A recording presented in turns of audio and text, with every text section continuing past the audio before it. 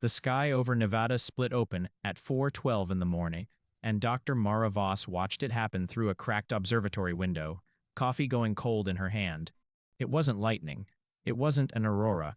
It was a wound in the atmosphere, a seam of violet light unstitching itself across 40 miles of desert. And from that seam, silent as held breath, something vast began to descend. Mara had spent 11 years listening to the stars for exactly this moment, and now that it had arrived, she found she couldn't move. The structure that emerged from the tear was not a ship in any sense her mind could process. It was a ship that argued with geometry, black metal folding into itself in ways that hurt to watch, easily the size of a mountain range laid on its side. No engines, no sound. It simply arrived, the way a decision arrives, already final. Within 6 hours, 11 more had appeared over 11 other cities. Tokyo. Solvavik. Pattern was not random. Mara recognized it within the first hour, plotting the coordinates with shaking hands. They had chosen population centers with mathematical precision, an invasion designed by something that understood human geography better than humans did. The broadcast began at dawn, not words. A pressure behind the eyes, a signal that bypassed language and planted itself directly into the mind, and every person on Earth who heard it understood the same message at once. You are efficient. You are finished. Kneel, and this will be brief. Governments convened. Militaries mobilized. And 300 miles above the Nevada dirt, the being who called itself Threshold 7 watched the readings from its command spire with something that might have been curiosity, if its species still remembered what curiosity felt like. Threshold 7 had conquered 41 worlds. It had watched species surrender in minutes, civilizations dissolve into administrative footnotes. The process was always the same, a show of force, a psychic ultimatum, a brief and orderly transfer of ownership. Efficient. Clean. Humanity's biological readings suggested nothing unusual. Fragile bodies, short lifespans, a species that should have folded by noon. But something in the data troubled it. A signal pattern from the surface. Not fear, not the electrochemical spike of terror its instrument expected. Something else. Something the translation VIX flagged as anomalous and could not name. Mara found out what it was 3 hours later. Standing in a command bunker beneath Colorado, surrounded by generals who had stopped arguing about strategy and started arguing about surrender. "They're not afraid," said a voice from the doorway. It belonged to Colonel Ilya Reyes, still in the fatigues she'd worn since the first ship appeared, a look on her face that Mara would spend of her life trying to describe. Read the reports from every city. Riots? Sure. Panic some. But underneath it, she tapped the tablet in her hand. Look at this. Mara looked. Global suicide rates. Falling. Crime rates. Falling. Enlistment lines outside recruiting stations that no longer had anything to offer but a rifle and a promise, stretching for miles, in cities that hadn't seen unity like this in generations. They came in expecting a slaughter, Reyes said quietly. They're going to get a war. That night, Threshold 7's spire logged its first true anomaly in 400 years of conquest. A single human phrase, repeated across every intercepted channel on the planet. Translated and mistranslated 1,000 different ways until the machine intelligence simply gave up trying to render it clean. And see. Not a plea. Not a surrender. Invitation.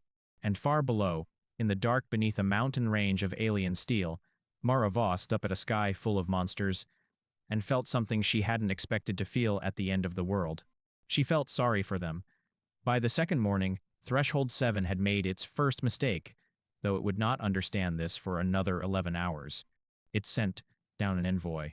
The craft that descended into the ruins of what had been downtown Denver was small by comparison to the command spire, the size of a cathedral rather than a mountain, and it landed without ceremony in the middle of Civic Center Park, crushing frost-killed grass beneath a hole the color of drowned things. From its underside unfolded 3 biological constructs, tall and pale, and moving with the unsettling fluidity of creatures that had never needed to fear falling. They were not there to negotiate. Threshold 7 did not negotiate. They were there to catalog the specimens, to walk among the surrendered and confirm what 41 worlds before Earth had already taught it. That resistance was a formality, that within a week the humans sorted, tagged, and folded into the Empire's administrative apparatus, like every species before them. Colonel Reyes watched the envoys approach from a rooftop 3 blocks away through a rifle scope she had no intention of using yet. And beside her, Mara Voss watched the scene of a tablet feeding data from 6 different drones. "They're reading us," Mara said. "Look at the constructs. Those aren't weapons, they're sensors. They're scanning biosignatures. Building a profile." "For what?" "For processing." Mara's voice had gone flat, the way it did when her mind was 3 steps ahead of her mouth. "This is what they do, Ilya. This is the pattern. They don't fight wars. They perform them, once for demonstration, then everyone just accepts it. 41 times. Reyes lowered her scope a fraction. "So what happens on World 42? Neither of them had an answer yet. But 3 miles away, in a subway tunnel that had become a makeshift shelter for 2,000 civilians, something was already happening that the Empire's sensors had no category for. A 17-year-old named Jung Kim, who had lost both parents in the Seoul strike 2 days earlier, was teaching a circle of frightened children how to sharpen rebar into spears using a whetstone he'd taken from his father's tool bag. He wasn't doing it because he believed it would work. He was doing it because sitting still felt like dying twice, and because the children needed something to hold besides fear. Across the ocean, in what remained of a Lagos hospital, a surgeon named Adea Izokonkwo had not slept in 31 hours, moving between patients whose injuries had nothing to do with the invasion and everything to do with humans trampling each other in panic. She worked not because a government had ordered her to, but because the alternative was unthinkable to her, and she would keep working until her hands stopped obeying her. And in Nevada, close enough to the mothership's shadow that the ground itself seemed to hum, a retired Marine named Walt Hendricks stood in his driveway with a hunting rifle he knew was useless against orbital holes. Not because he expected to win, because his granddaughter was inside the house behind him, and some decisions are below the level of strategy. Threshold 7's translation matrix logged all of this, filed it under irrational persistence, expected with intolerance. 40 worlds had shown flickers of this behavior. It was, the machine intelligence calculated, a fading signal. It was wrong. The envoy reached the edge of the park at 1:47 local time, its 3 pale constructs pausing at the tree line to complete their final scan before initiating first contact protocol. And that was the exaumant Daejung's improvised militia, 300 strong and armed with nothing the Empire's threat assessment considered a weapon, emerged from the subway tunnels in absolute, coordinated silence. Threshold 7's readings spiked for the first time in 4 centuries. Not fear. With something the machine had no word for, because no species before this one had ever made it feel the need for one. The battle for Denver's ruins lasted 4 minutes, and it changed everything the Empire believed about its 42nd conquest. The 3 constructs were fast, inhumanly fast, built from biology that had been engineered across a dozen conquered gene pools into something closer to weapon than organism. They should have ended the confrontation in seconds. Instead, they found themselves surrounded by a species that refused to follow the script. Daejung's militia didn't fight like soldiers. They fought like people who had already lost everything and had nothing left to protect but each other, which made them harder to predict, harder to break, and far harder to kill than any army the Empire had ever cataloged. When the first construct fell, not to a weapon, but to the sheer improvised chaos of 40 people converging at once, Threshold 7 felt something ripple through its command spire that its own crew, gathered in the observation chamber above Nevada, mistook for a system fault. It was not a fault. It was the machine intelligence recalculating, for the first time in 400 years, whether its models of galactic conquest might be incomplete. Threshold 7 withdrew the envoy. This, too, was unprecedented. Retreat was not a concept the Empire's doctrine accounted for, because retreat implied a threat worth respecting, and nothing organic had ever been worth respecting before. In the observation chamber, a subordinate intelligence called Under Tau 12 approached the command days with a query it had never needed to ask before. Do we escalate to full subjugation protocol? Threshold 7 was quiet for the equivalent of 11 human seconds. An eternity for a mind that processed reality in fractions of a heartbeat. Not yet, it finally transmitted. First, we need to understand what we are fighting. It ordered a deeper scan. Not of bodies this time, but of history, Every scrap of human data its listening arrays could pull from the planet's networks. Every war, every famine, every century humanity had spent clawing up from nothing, again and again, refusing at every turn to simply lie down and stop. What it found unsettled something in its ancient, conquest-hardened core. 41 worlds had submitted because 41 worlds understood, correctly, that resistance was mathematically futile. Humanity understood this too. Every data point confirmed it. Humans knew, with total clarity, that they could not win a conventional war against a civilization capable of folding spacetime to travel between stars. Anyway, not out of ignorance. Out of something the translation matrix flagged, again, as anomalous, because the closest human word it could find, a word that appeared 11 million times across the scrape data in the last 48 hours alone, was one the machine had never needed to translate before: hope. Threshold 7 had encountered despair. It had cataloged grief, rage, terror, and the long gray surrender that came after all three. It had never encountered a species that manufactured resolve out of nothing. That seemed to grow more dangerous the closer it came to losing everything. Deep in the Colorado bunker, Mara Voss was reaching the same conclusion from the opposite direction, staring at satellite data that showed the motherships had stopped moving. All 12 of them, hovering motionless above their cities for the first time since arrival. "They've stopped," she said. "They've stopped advancing." Reyes leaned over the display, jaw tight. "Regrouping?" "No." Mara's hands had gone still on the keyboard. "I don't think they expected this. I think—" She looked up, and there was something dangerous now in her exhaustion, something that hadn't been there 2 days ago. "I think we scared them." Above Nevada, Threshold 7 reached a decision that would have been unthinkable 72 hours earlier, and transmitted a single directive to all 11 sister vessels orbiting the Earth. Do not engage the surface population further. Prepare the Herald. Something ancient was waking in the belly of the command spire, a weapon so old it predated Threshold 7's own command protocols, reserved for exactly one category of threat, the category reserved for species too dangerous to conquer alive. The Herald was not a weapon in the way humanity understood weapons. It did not burn or shatter or crush. It unmade. 3 kilometers beneath the command spire's outer hull, in a chamber that predated Threshold 7's own consciousness by generations, an artifact recovered from the ashes of a species the Empire had conquered and erased so long ago that even its name had been lost stirred to life for the first time in 4 centuries. It fed on the fundamental architecture of matter itself, and where it had been used before, entire worlds had gone from thriving to sterile in the span of a single night. Threshold 7 had never authorized its use.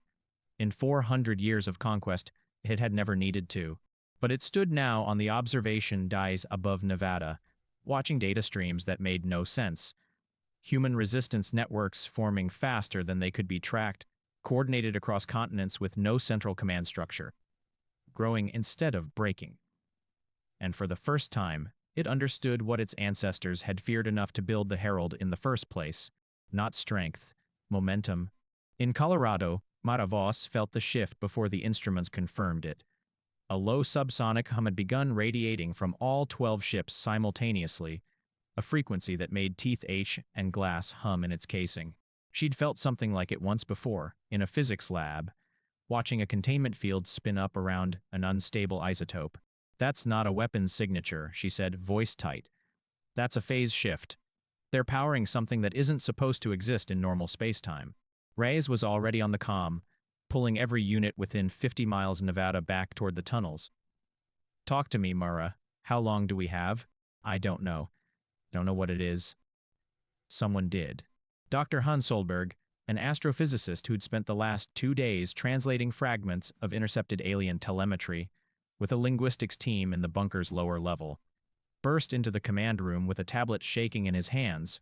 He'd cross-referenced the frequency signature against a language pattern the team had only partially cracked, an ancient warning buried in the Empire's own historical archives, meant for the Empire's own commanders. "It's called the Herald," he said. "It's not a weapon they use on enemies. It's a weapon they use on threats that can't be conquered. Threats that might," he swallowed, "might spread. Might teach other species to resist the way we're resisting." The room went silent. They're not trying to win the war, Solberg said. They're trying to erase the possibility that we ever fought one. Reyes turned to Mara, and for the first time since the ships arrived, Mara saw real fear in the colonel's eyes. Not for herself, but for the 7 billion people who had spent 2 days discovering a courage the invaders had never accounted for. Courage now the very thing marking them for annihilation. How do we stop it? Mara stared at the readings, at the phase shift curve climbing toward a threshold that would end everything, and an idea began forming that terrified her more than the ships ever had.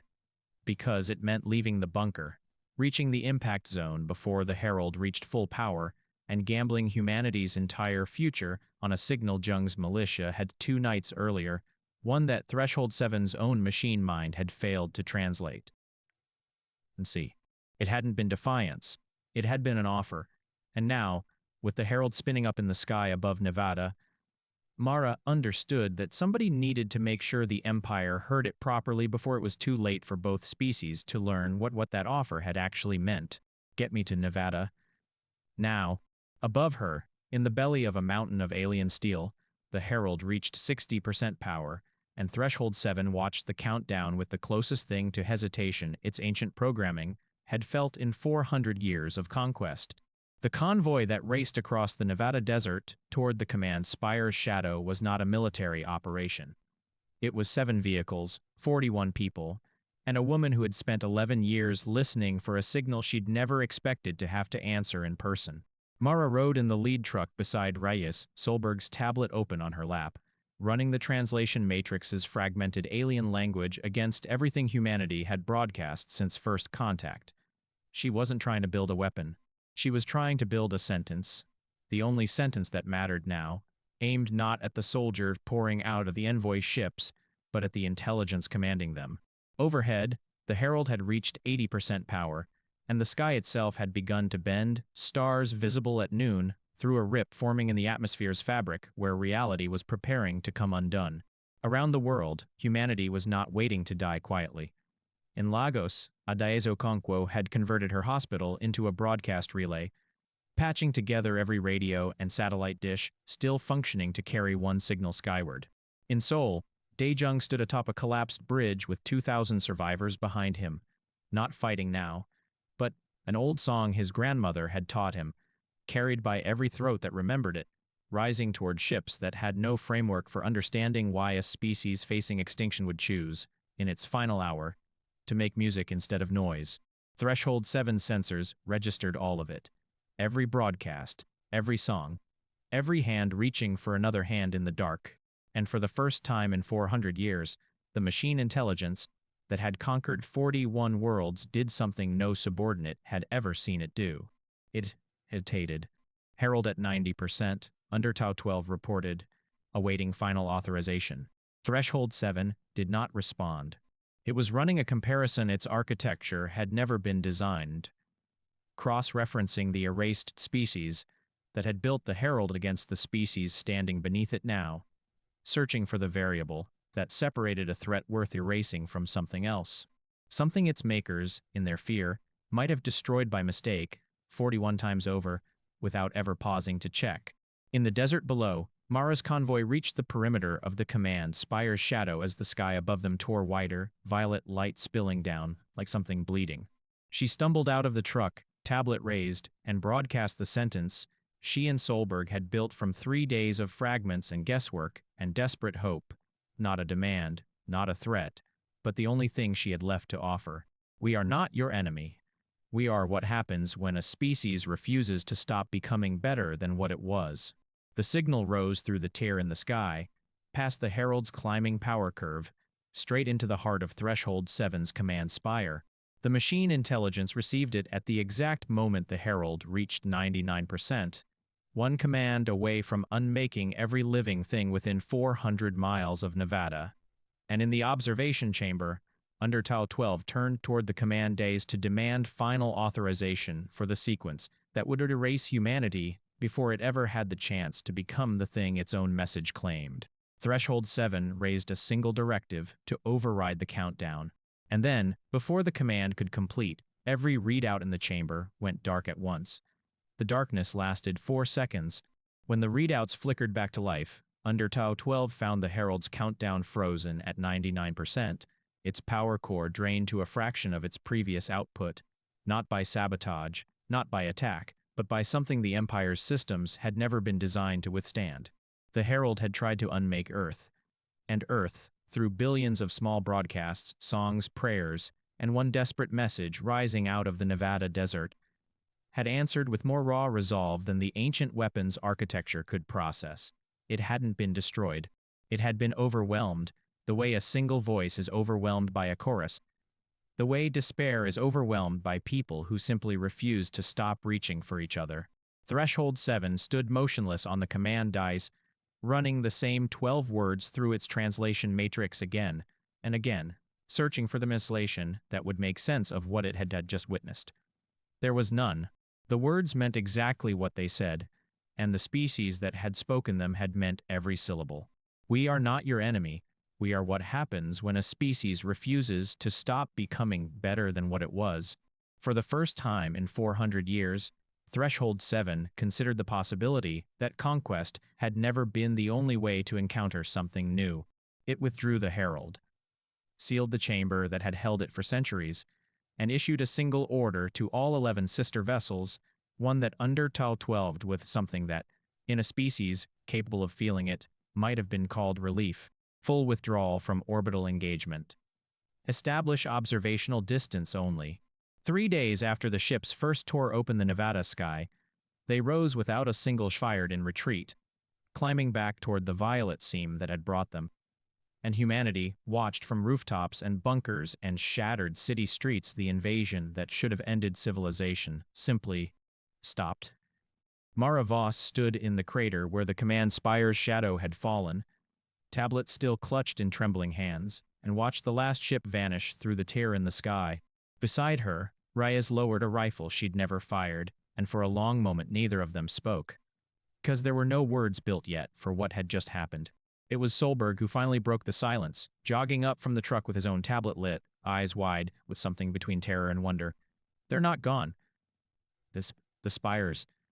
It's Mara. It's not a retreat signal. It's a message. He turned the screen toward her. One line, painstakingly translated, broadcast on every frequency humanity had ever used. We will return, not to conquer, to understand. Around the world, humanity did not celebrate. It grieved its dead, rebuilt its cities, and carried forward the strange, fragile unity that had bloomed in the worst 3 days in its history. Daejung buried the militia members who hadn't survived, and kept teaching children to sharpen hribar into spears, not because he expected another invasion, but because he'd learned that hope needed hands to hold on to, not just hearts. And far above Earth, at the edge of where the atmosphere gave way to true darkness, Threshold 7 one final moment, before folding spacetime and vanishing toward whatever galaxy it called home, carrying with it a question that would ripple through an empire built on the assumption that every species eventually knelt. What happened when one didn't? Somewhere in the dark between the stars, 40 other worlds under the Empire's boot were about to find out that humanity's answer had been broadcast, quietly, into every corner of occupied space. Come and see. If this story gave you chills, you're not ready for what comes next. Threshold 7 is coming back, and next time it won't be alone. Hit subscribe so you don't miss episode 2, and drop a comment below. What do you think the Empire finds when it returns to Earth? Do you think humanity is ready for first contact, or is this just the beginning of something much bigger? Like this video if you want more HFI stories like this one, and share it with someone who needs a reminder that the human spirit doesn't kneel. See you in the next episode. Want a shorter punchy version for a mid-roll CTA, or one tailored to a specific platform, sorts, community post, etc.? I can also make 2 to 3 variants if you want a A/B test which drives more subscribes.